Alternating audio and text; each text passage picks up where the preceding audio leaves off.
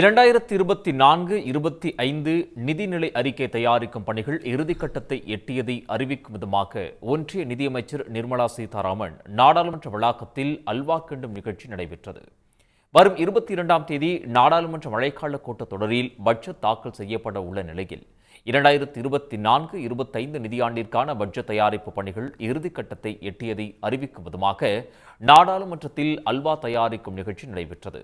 முன்னதாக ஒன்றிய நிதியமைச்சர் நிர்மலா சீதாராமன் பெரிய வானொலியில் அல்வாவை கிண்டி அல்வா தயாரிக்கும் பணியை தொடங்கி வைத்தார். பின்னர் பட்ஜெட் தயாரிப்பில் ஈடுபட்ட நிதியமைச்சக அதிகாரிகள் பணியாளர்களுக்கு அல்வாவை வழங்கினர்.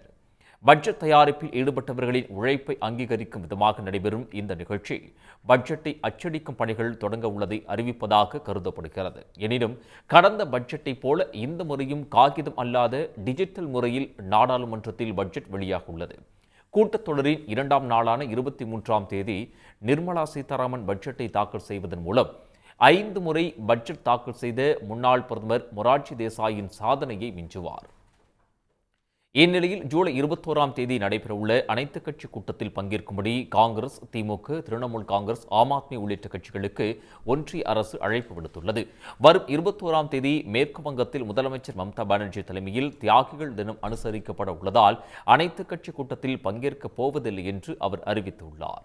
உடனுக்குடன் செய்திகளை தெரிந்து கொள்ள சன் நியூஸ் பெல் ஐகானை கிளிக் பண்ணுங்க.